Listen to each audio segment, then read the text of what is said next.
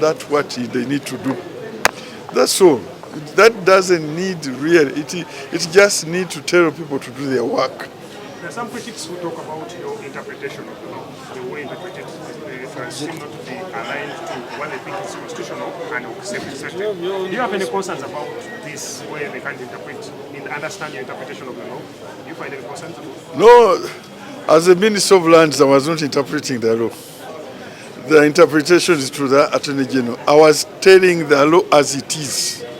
This is the law, this is the Constitution, this is the Land Act, this is the Presidential Directive. I've researched, I've found that the Presidential Directive has the force of the law, so implement it.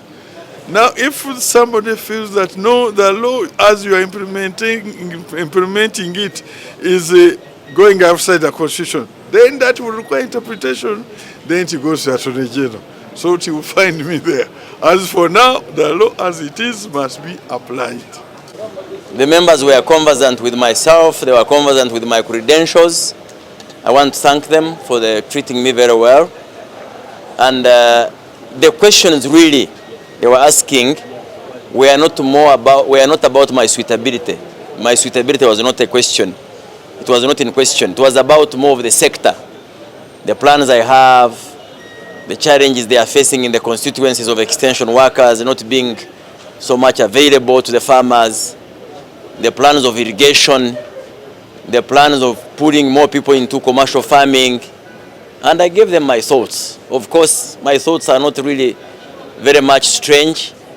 They are guided by the vision of the NRM, the vision of the President, where PDM is our flagship project for smallholder farmers, and where the large-scale farmers, we shall be working with the Ministry of Finance to continue opening up favorable low-interest loans in UDB, in government banks, such that we can have all clusters of farming supported, the small-scale cluster, the medium scale, the large scale.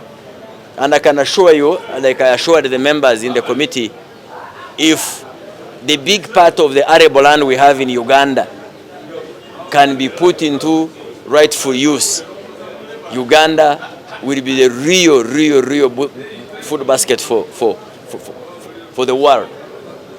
Currently, the sector is growing at about 6.8%, and we contribute about 26% of the GDP of the country.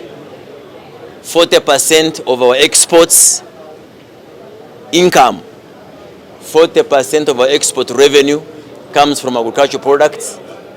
So really, when the President says agriculture alone can create over 50 million jobs, it is possible, it is doable, era tugenda kukikola. Ntandikirawo ababaka. Well, I've observed a lot of things in the society which I think need to be handled centrally by government. One of those issues is alcoholism. Young people have taken to alcohol consumption. They have now made us, Uganda, #1 in Africa in alcohol consumption. But alcohol is destroying our young people. It's destroying our country. So one of the things I want to drive in the collaboration with my colleagues in the cabinet is to review the laws that relate to alcohol consumption. And where we find the gaps, we should close them. The second one is the issue of corruption in our society, beginning with the corruption in the government systems. this also needs to be fought yesterday. And as all of you members of the press have heard clearly from the President, the head of state, the head of government, the Fountain of Honor, this is one of the issues that is going to put under scrutiny, under focus. So we'll assist him in that regard. Lastly is the issue of what I would call administrative inertia.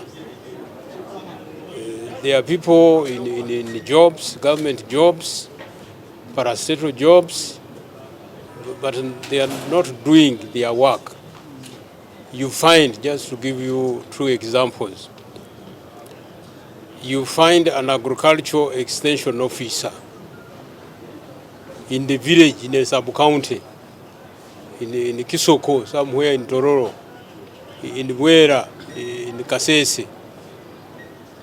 But this person, he hardly comes to work. If he comes in a week, 2, 3 days, and the rest of the time, he's in the center of the district, either the town or even in Kampala, and not giving the service to the population. This must stop. It is keeping our people behind. It is failing government programs. And then I want to thank His Excellency Kaguta Yoweri Museveni. I want to thank everybody, including you media, for always doing great for us to see that we make things happen.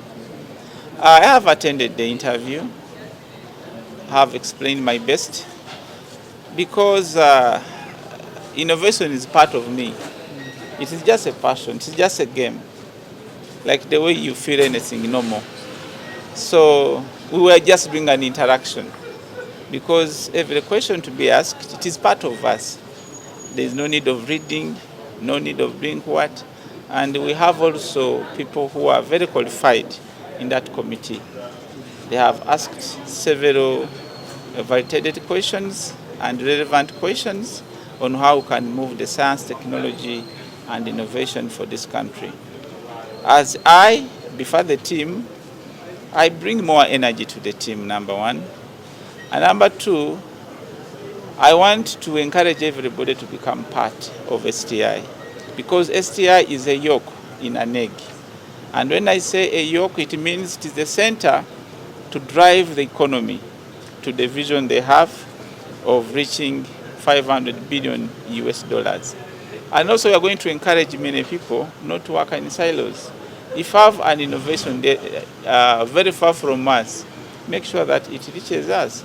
Also, there is a question which has been asked about patent rights, that many younger people, they do innovations, and lastly, some other investors take their ideas and make money from them.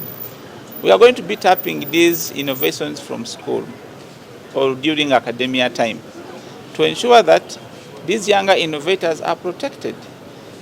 They get their patent rights. They have them. If any public sector or any investor wants to use them, should be able to follow the right steps so that even the innovators can get benefits from them and the country at large.